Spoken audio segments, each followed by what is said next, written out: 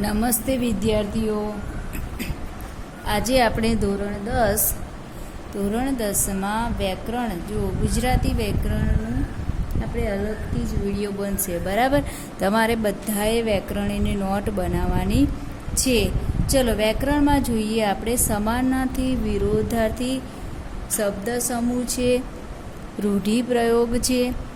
આ બધું તમારી ચોપડીમાં આપેલું હોય છે. બરાબર, છતાં પણ જો આપણને ટાઈમ મળશે તો આપણે છેલ્લા એને લખાવી દઈશું. બરાબર, રૂઢિપ્રયોગ છે, પછી કહાવત છે, શબ્દ સમૂહ છે.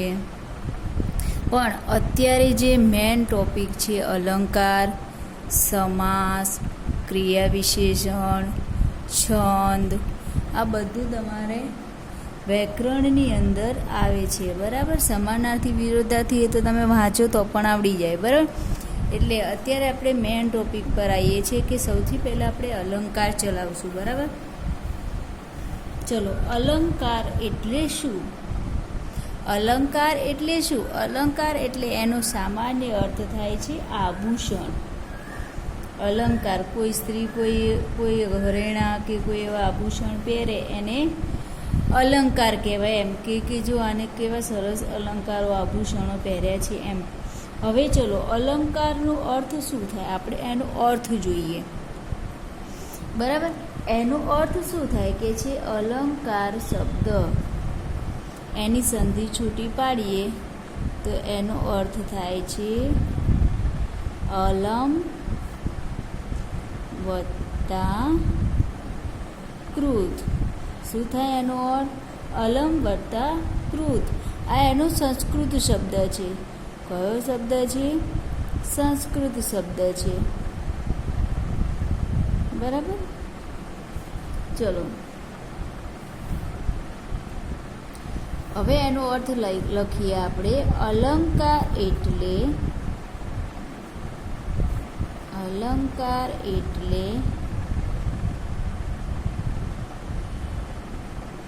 આભૂષણ કે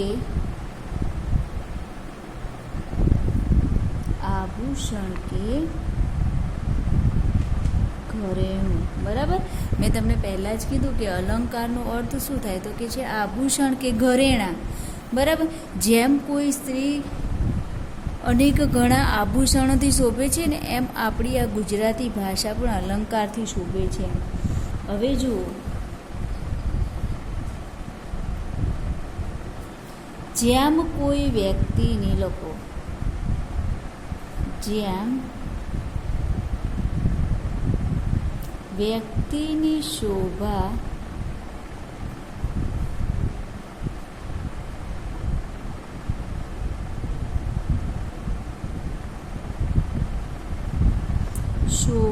વધારનાર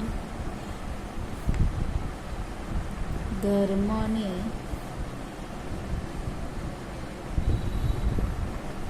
અલંકાર કહેવાય. અલંકાર કહેવામાં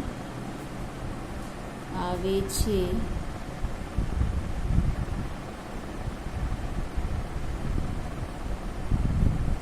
તેમ કાવ્યની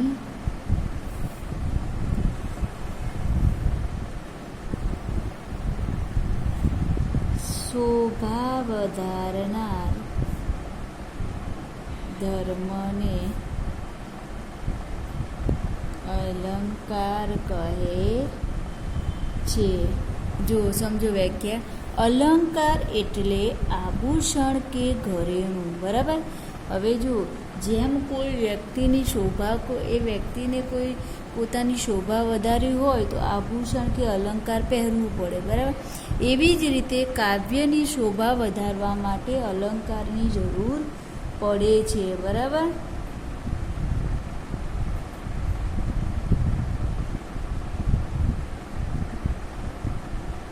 ભાષાનું કાર્ય લખો. ભાષાનું કાર્ય મનના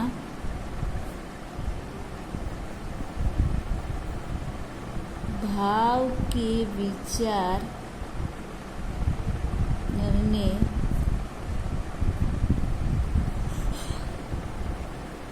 પ્રગટ કરવાનું છે. પ્રગટ કરવાનું છે. આ વિચાર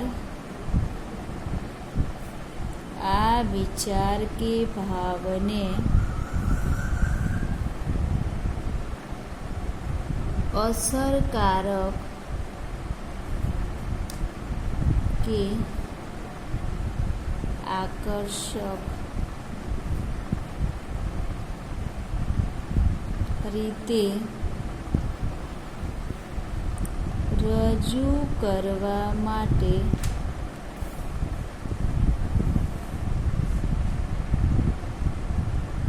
અલંકારનો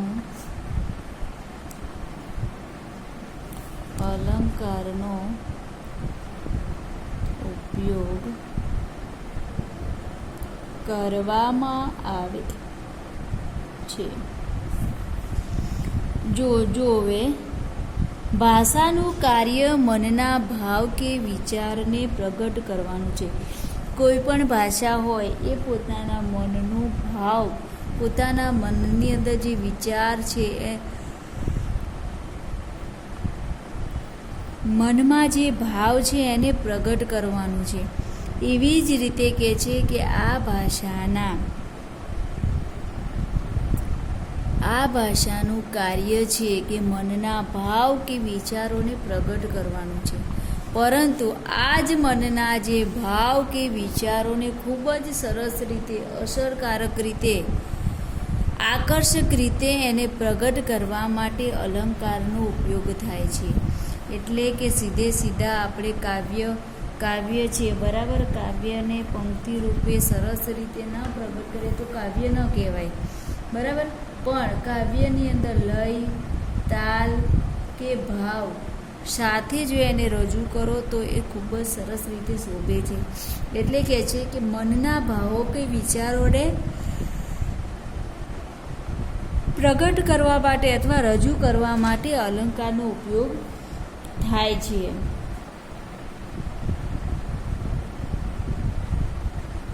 હવે જુઓ, ભાષા છે, ભાષાના શબ્દોના બે પાસા છે.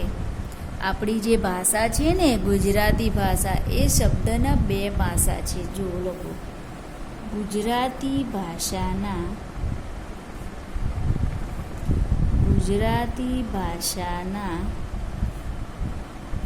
શબ્દના બે પાસા છે. ચલો, એમાં પહેલું છે ધ્વનિ શ્રેણી અને અર્થ, બરાબર.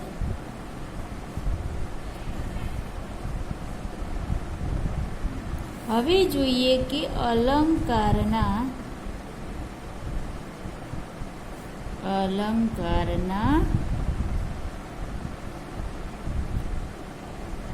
પ્રકારો.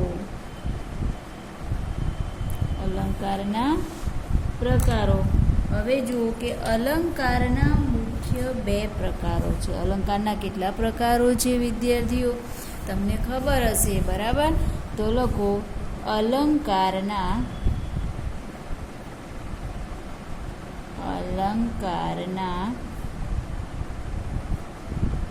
બે પ્રકારો છે. કેટલા પ્રકારો છે? બે. તો પહેલો પ્રકાર છે શબ્દાલંકાર.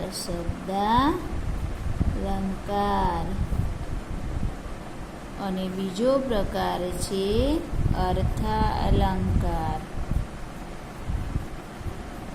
ચલો જુઓ, સમજો કે અલંકાર છે એનો અર્થ થાય છે આભૂષણ કે ઘરેણાં, બરાબર. હવે જો જેમ ભાષાની અંદર ભાષાનું મુખ્ય કાર્ય છે મનના ભાવોને પ્રગટ કરવાનું, બરાબર. અને આ મનના જે ભાવ છે કે વિચાર છે એને આકર્ષક રીતે રજૂ કરવા માટે અલંકારનો ઉપયોગ થાય છે, બરાબર. હવે જોયું કે અલંકારના કેટલા પ્રકારો છે. તો અલંકારના મુખ્ય બે પ્રકારો છે. તો કયા કયા પ્રકારો છે? બરાબર, તો અલંકારના મુખ્ય બે પ્રકારો, શબ્દાલંકાર અને અર્થાલંકાર. હવે જુઓ, આ અલંકારના બે પ્રકારો, શબ્દાલંકાર અને અર્થાલંકાર. બરાબર, શબ્દાલંકાર, અર્થાલંકાર. હવે જુઓ, શબ્દાલંકારના પણ ઘણા પ્રકારો છે. બરાબર, એના પણ પ્રકારો છે. હવે જોઈએ આપણે શબ્દાલંકાર. સૌથી પહેલો જે પ્રકાર છે શબ્દાલંકાર. કયો પ્રકાર ભણવાનો છે આપણે? તો પહેલો પ્રકાર છે શબ્દાલંકાર. તો લખો, એની વ્યાખ્યા લખવાની છે આપણે.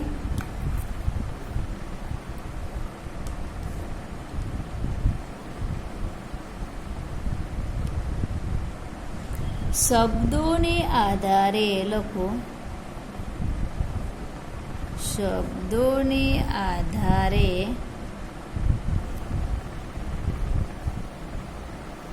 રચાતા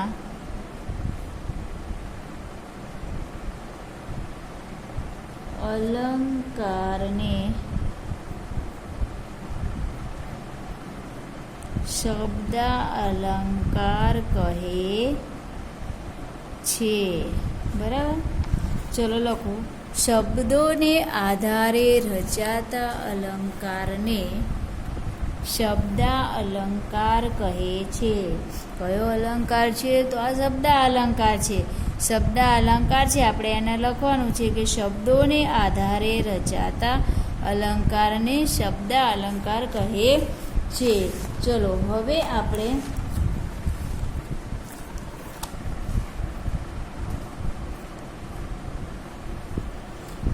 શબ્દાલંકારના કેટલાક પ્રકારો છે એ આપણે ભણવાના છીએ. બરાબર,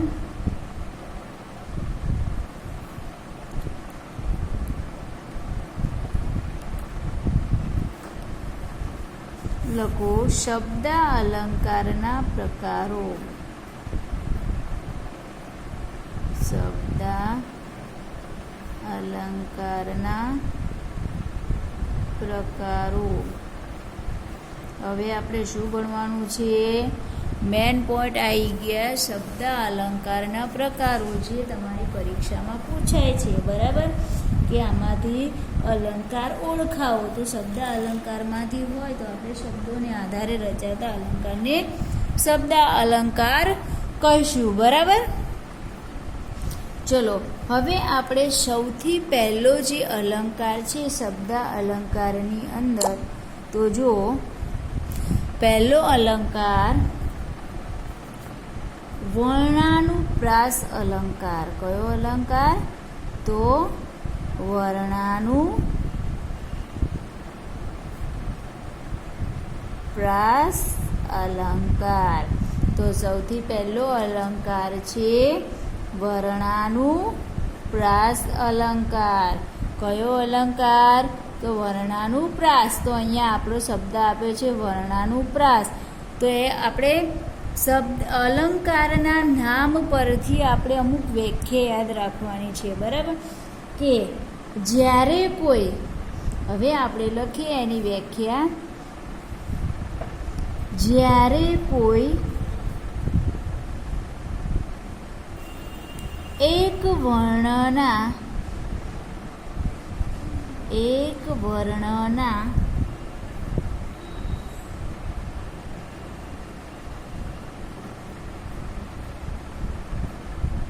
જ્યારે કોઈ એક વર્ણના પુનરાવર્તનથી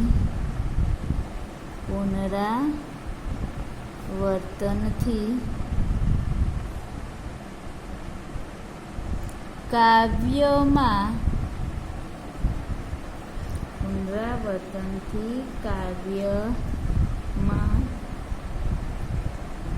કાવ્યના સૌંદર્યનો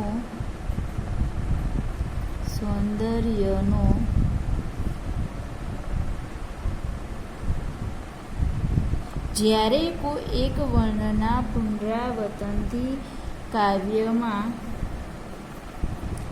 કાવ્યના સૌંદર્યનો વધારો કરે અને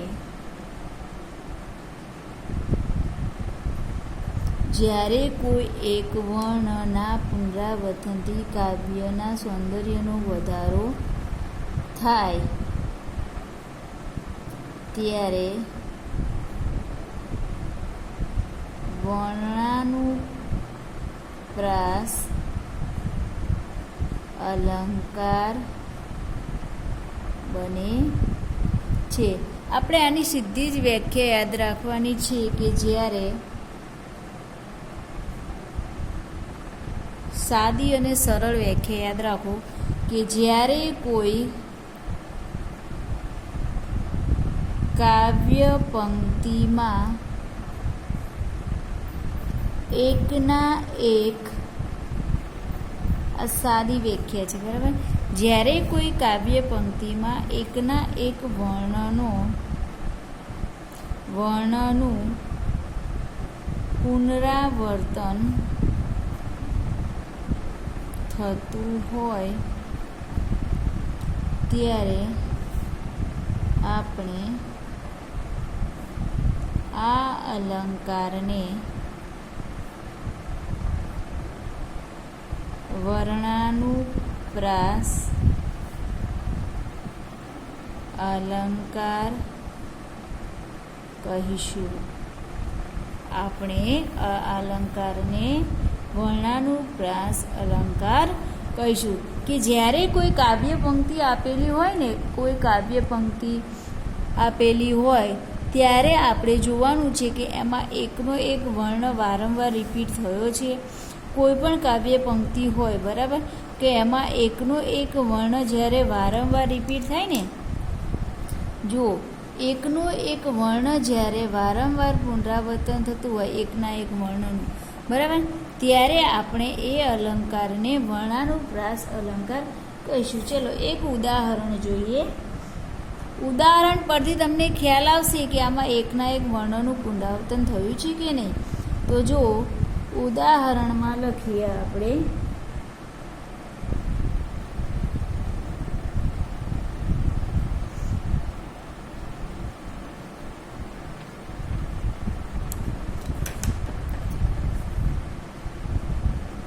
ચલો લખો કામિની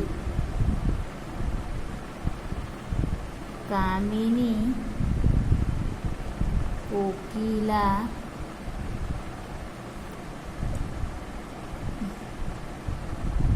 કેલી કુંજન કરે.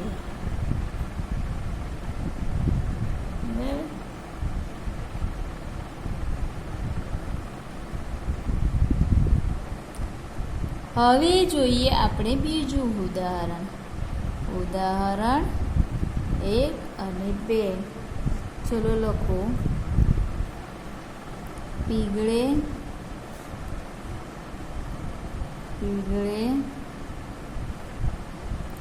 પડછાયા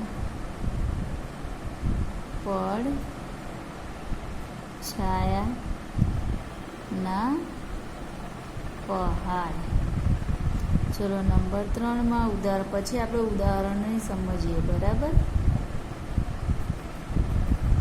લખો નટવર નિરખ્યા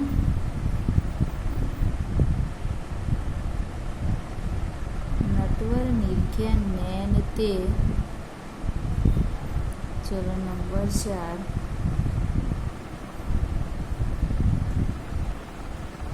જાગ જગન જપ તપ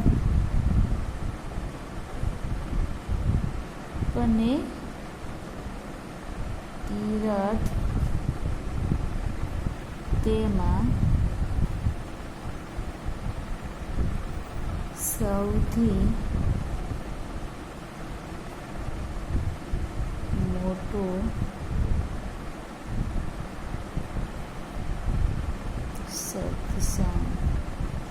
ચલો હવે આપણે એના ઉદાહરણ સમજીએ. બરાબર, ઉદાહરણની અંદર જોઈએ પહેલાં આપણે વ્યાખ્યા જોઈએ કે એકના એક વર્ણનું જ્યારે વારંવાર પુનરાવર્તન થાય ત્યારે આપણે વર્ણાનુપ્રાસ અલંકાર કહીશું. તો જો આ અલંકારની અંદર આપણે ઉદાહરણ જોઈએ કે કામિની કોકિલા કેલી કુંજન કરે. હવે પંક્તિ જોતાં તમને ખ્યાલ આવે કે આમાં કયો વર્ણ વારંવાર રિપીટ થાય છે, તમને ખબર પડી જશે. બરાબર, ચલો તમને ખબર છે ને કે આ પંક્તિની અંદર કયો વર્ણ વારંવાર રિપીટ થાય છે, તો તમને ખબર જ છે. બરાબર, તો અહીંયા આવશે કા. કયો વર્ણ રિપીટ થાય છે? કા. એટલે કે ક વર્ણનું વારંવાર પુનરાવર્તન થાય છે. કયા વર્ણનું પુનરાવર્તન થાય છે? તો કે છે ક વર્ણનું પુનરાવર્તન થાય છે. બરાબર, હવે જોઈએ બીજી પંક્તિ છે, આમાં કયા વર્ણનું પુનરાવર્તન થાય છે? વ્યાખ્યા સમજો. પહેલાં વ્યાખ્યા જુઓ કે એકના એક વર્ણનું વારંવાર જ્યારે પુનરાવર્તન થાય ત્યારે આપણે એને વર્ણાનુપ્રાસ. હવે વર્ણાનુપ્રાસ અલંકારને બીજું પણ નામ આપી શકાય, બીજું પણ એનું નામ છે વર્ણ સગાઈ. પરીક્ષામાં પૂછાય વર્ણ સગાઈ અલંકાર.